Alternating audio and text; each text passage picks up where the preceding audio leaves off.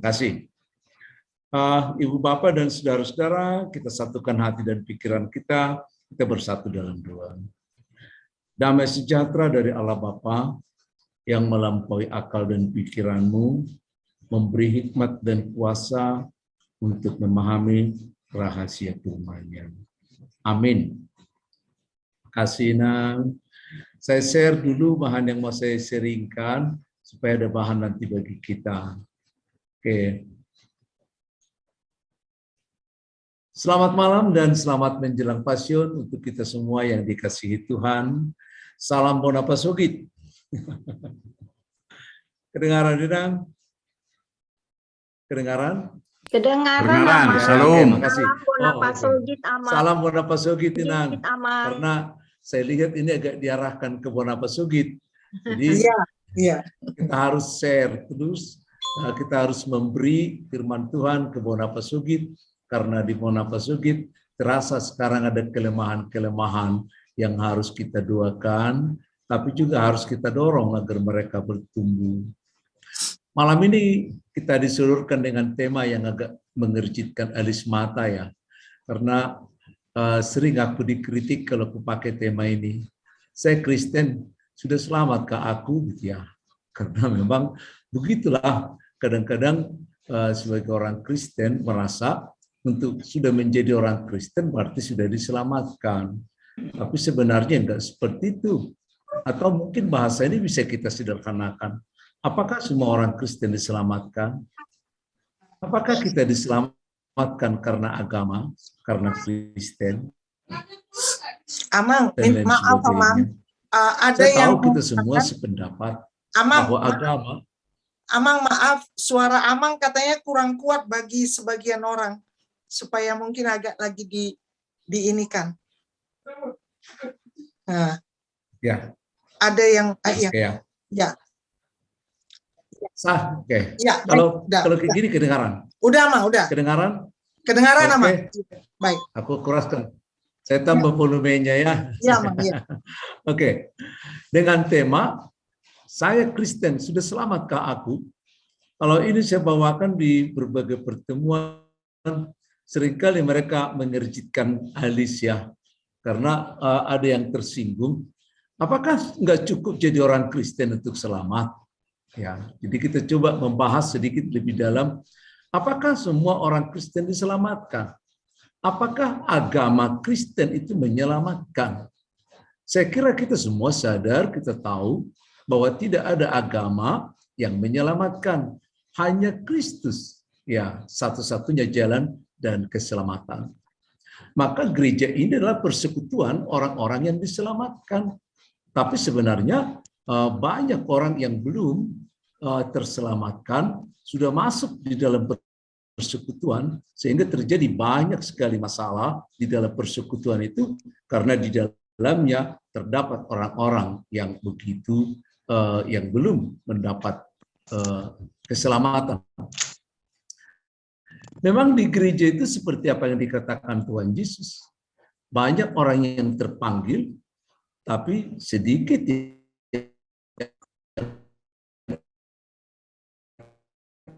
terpilih. Perumpamaan yang diberikan Tuhan Yesus di Matius 22 ayat yang ke-14, bahwa dalam semua perjamuan kawin ada begitu banyak orang yang diundang ya, untuk ke pesta itu. Tapi enggak semua orang yang datang ke pesta itu berikan respon yang baik atau yang positif. Ada yang berdalih dengan pekerjaannya untuk mengatakan bahwa pesta itu tidak lebih penting dari kepentingannya. Ya. Bahkan ada banyak juga orang yang datang ke pesta itu dengan setengah hati. Artinya mereka ya tidak berpakaian pesta. Mereka datang begitu saja. Kan pakaian kita menunjukkan ketulusan, kesengajaan, dan lain sebagainya. Bagaimana kita merespon satu undangan, dan itu ditunjukkan dari cara kita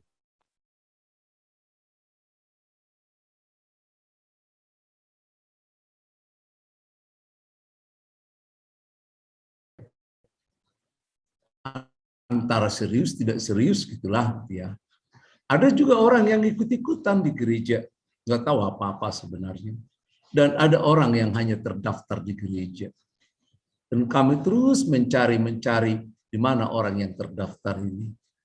Sudah ketemu pun kadang-kadang nggak peduli. Nah, apakah semua orang yang 4 jenis yang saya coba berikan di sini sama-sama diselamatkan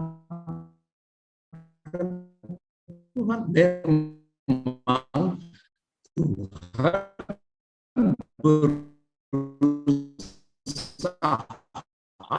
untuk menyelamatkan semua gayuna. Bagaimana dia diselamatkan? Untuk apa dia diselamatkan?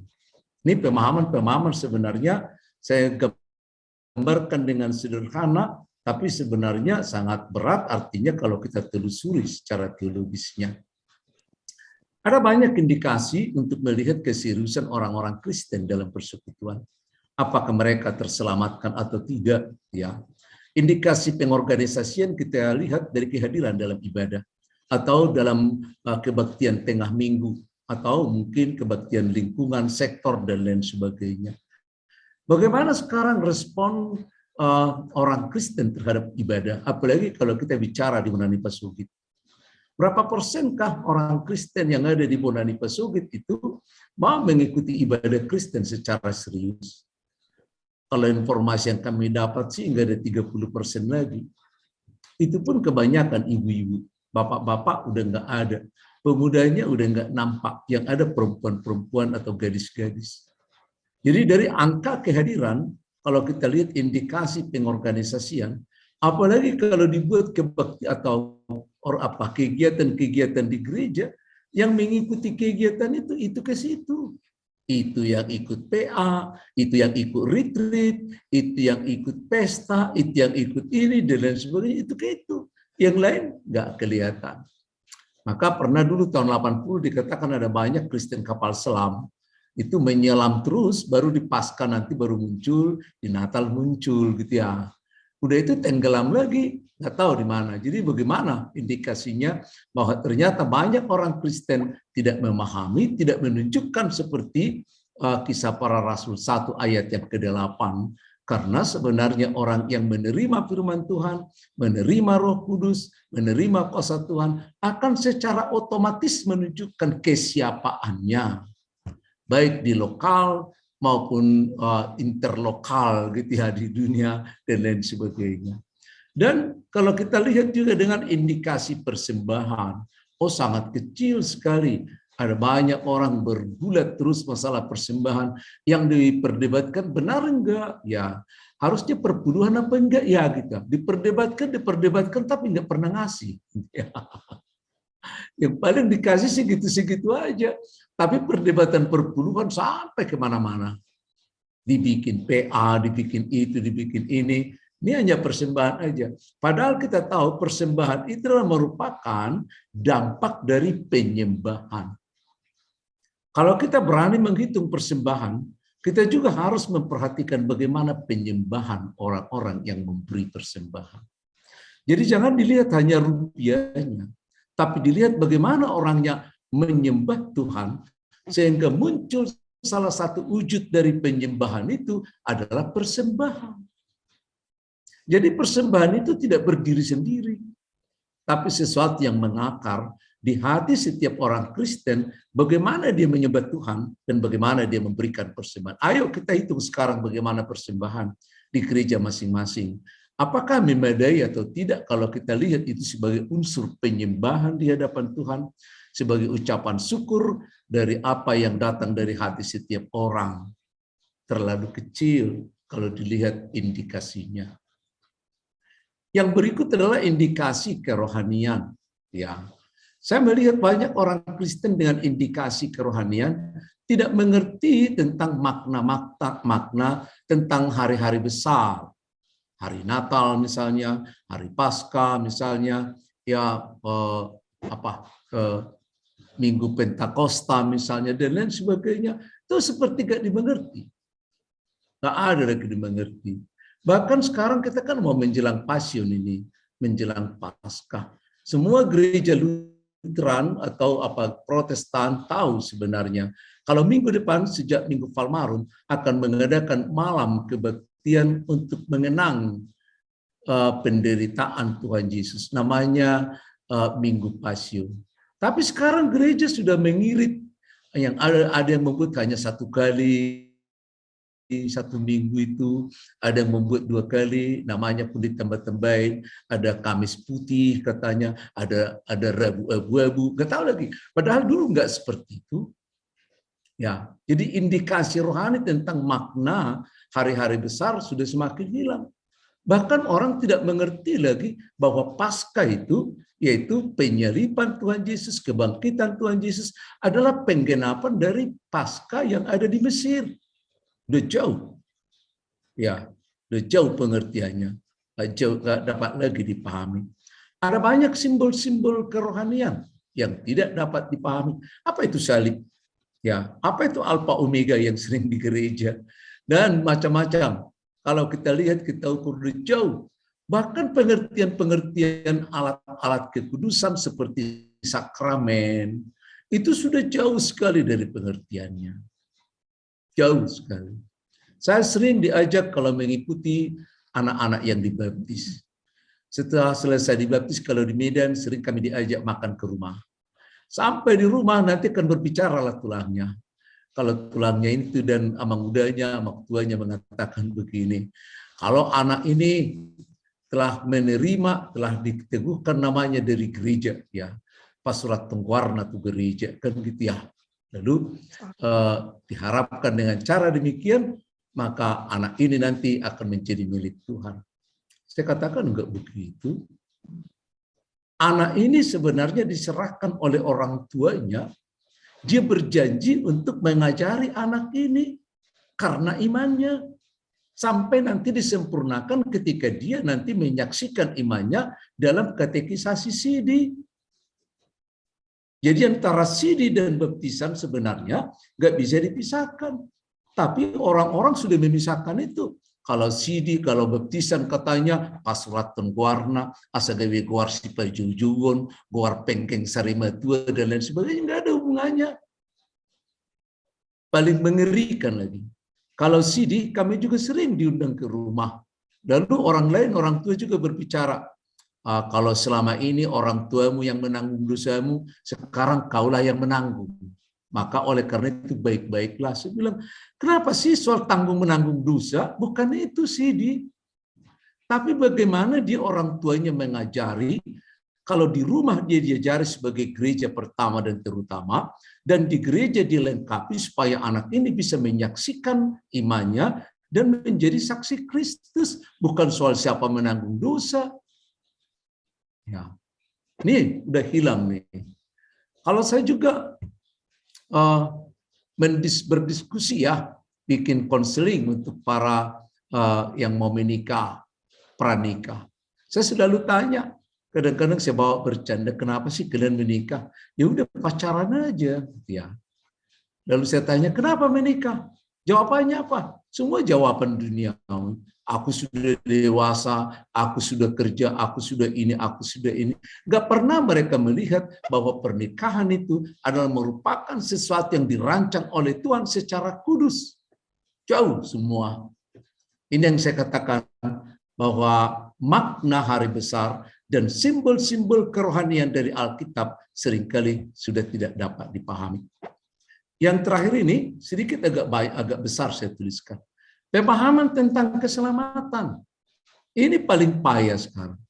Ada banyak orang Kristen tidak tahu dia diselamatkan dari mana. Ini ceritanya panjang sekali. Saya nggak tahu saya bisa menyampaikan ini semuanya, tapi saya hanya ceritakan aja sedikit diskusikan.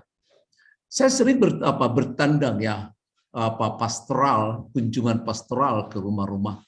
Lalu saya bertanya nanti di tengah-tengah percakapan itu, Inang gimana pandanganmu? Abang gimana pandanganmu? Kalau nanti meninggal dunia, yakin nggak masuk surga? Wah, dengan tegas dikatakan, belum, banyak dosa. Waduh, saya kadang-kadang geleng kepala gitu ya. Kenapa sih sampai usia 70 tahun, usia 75 tahun, usia 80 tahun menjadi Kristen, nggak percaya dengan janji Tuhan? bahwa keselamatan hidup kekal adalah anugerah yang diberikan oleh Tuhan, dan untuk itu dia harus mati. Untuk itu dia dibangkitkan. Untuk itu dia naik ke surga. Untuk itu dia memberikan janji. Oleh karena pengorbanannya yang ada di kayu salib dan kebangkitannya itu diberikan kepada kita hidup kekal itu sebagai anugerah yang cuma-cuma.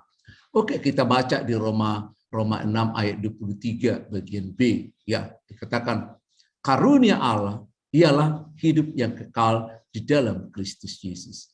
Kata karunia di sini adalah berkat, atau dalam bahasa Inggris bless, ya, blessing dan grace. Dalam bahasa Yunaninya grace, dari grace ke bahasa Jerman dan bahasa lain dikatakan gratia. Diterjemahkan lagi ke bahasa Indonesia menjadi gratis. Apa sih gratis ini? Tuhan secara gratis melalui Yesus Kristus. Ya, di Efesus 2 ayat 8 dikatakan, itu bukan karena perbuatanmu, itu bukan sebagai upah dari apa yang kamu lakukan untuk mendapat hidup yang kekal.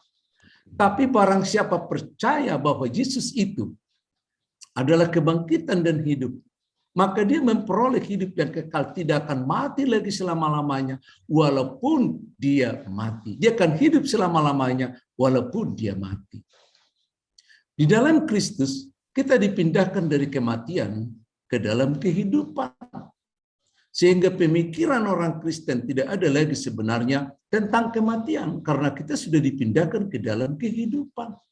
Maka sebagai orang percaya, satu-satunya yang dijanjikan oleh Tuhan adalah barang siapa percaya kepadaku, ia akan memperoleh hidup yang kekal. Itu mulai dari ayat terkenal dari Yohanes 3 ayat yang ke-16.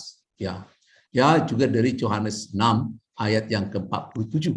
Tapi yang saya mau bacakan adalah Yohanes 10 ayat yang ke-28. Yohanes 10 ayat yang ke-28, demikian firman Tuhan. Ya, ayat yang ke-28. Dan aku memberikan hidup yang kekal kepada mereka, dan mereka pasti tidak akan binasa sampai selama-lamanya, dan seorang pun tidak akan merebut mereka dari tanganku. Ya, ada 3 hal yang kita lihat. Aku memberikan hidup yang kekal kepada mereka yang percaya. Ini kata Yesus. Dan mereka pasti, bukan insya Allah ya, pasti tidak akan binasa sampai selama-lamanya. Dan seorang pun tidak merebut mereka dari tanganku. Jadi ada jaminan, ada kepastian keselamatan. Kalau kita memiliki jaminan kepastian dan keselamatan itu, inilah menjadi harta yang terbesar bagi setiap orang percaya. Ya, bagi saya, ya, bagi pribadi saya adalah kepastian keselamatan adalah sukacita terbesar di dalam diri saya, di dalam diri seseorang. Karena aku tahu walaupun saya mati nanti, itu bukan mati lagi, tapi istirahat Tuhan. Bahkan Tuhan juga akan menjaga kematianku. Tuhan juga akan menjaga debu dari tubuhku. Karena dia akan membangkitkan nanti pada hari kedatangannya. Sering aku bertanya di gereja, kalau lagi berkhotbah, Ibu Bapak dan saudara-saudara, kalau Yesus Kristus nanti datang kedua kali, dia akan membangkitkan orang-orang yang percaya terlebih dahulu. Yang dibangkitkan tubuhnya atau rohnya. Oh, rame-rame mereka akan dengan kur mengatakan, rohnya, kan gitu loh. Padahal tiap minggu loh kita katakan pengakuan iman rasuli, bagian terakhir dikatakan, aku percaya kepada Roh Kudus, gereja yang kudus dan am, persekutuan orang kudus, pengampunan dosa, kebangkitan daging. Tapi entah kenapa orang Kristen, khususnya saudara-saudara orang Batak, gak bisa menerima ini apalagi di bulan Pasugi. Mereka selalu mengatakan bahwa yang dibangkitkan itu adalah roh. Pengertian tentang identitas kebangkitan itu akan membawa pengertian-pengertian lain menjadi keseleo. Bahkan dia pun tidak dapat menerima kebangkitan dan nilai kebangkitan itu. Itu sebabnya banyak orang Kristen tidak bisa bersaksi.